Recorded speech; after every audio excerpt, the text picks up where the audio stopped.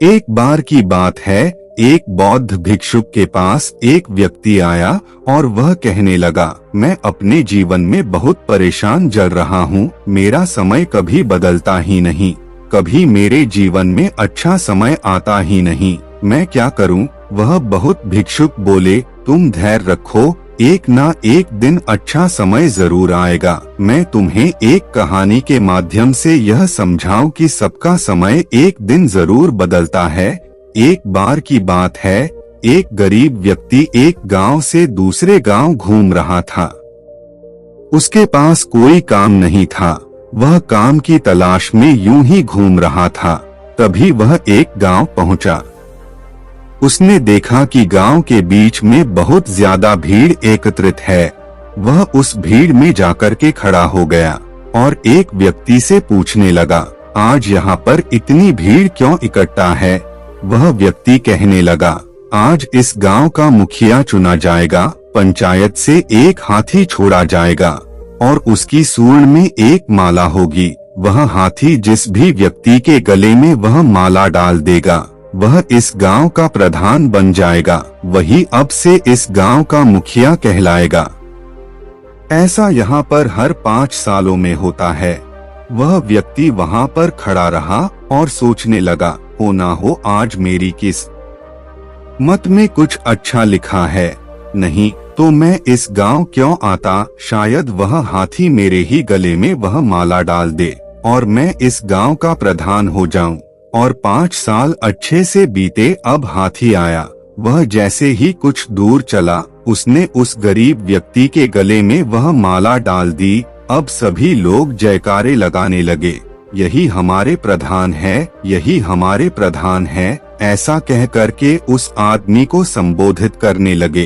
तभी गांव का पुरोहित आया और वह उस आदमी से कहने लगा, तुम भगवान द्वारा चुने गए प्रतिनिधि हो, इसलिए अब से तुम इस गांव के मुखिया हुए।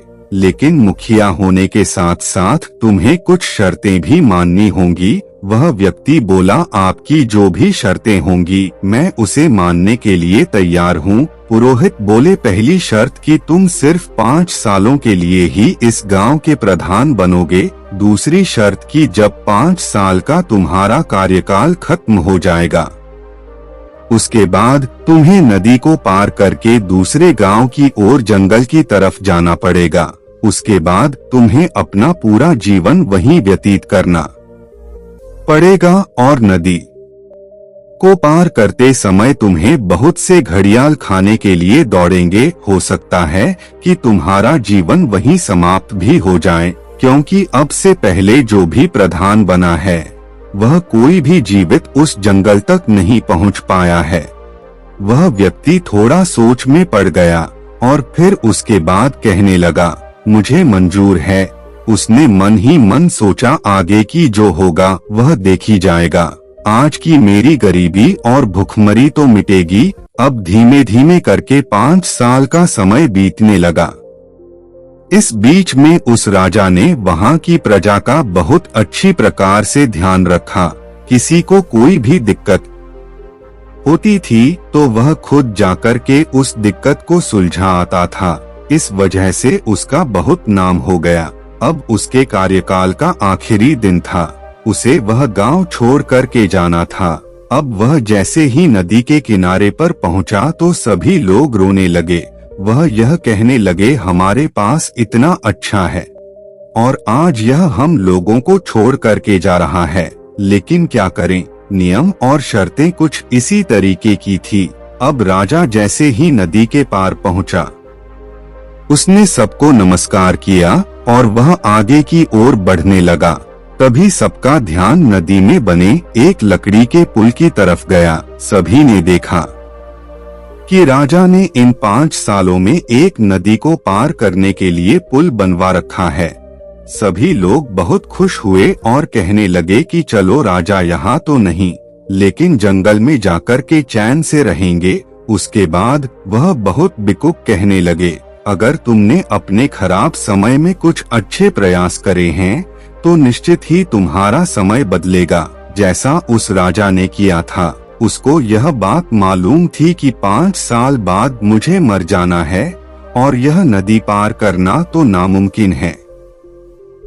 लेकिन उसने उस नदी को पार करने के लिए एक पुल बनवा दिया, जिससे उसके जीवन की तो रक्षा हुई, साथ साथ गांव वालों को भी जंगल में जाने के लिए आसानी हो गई।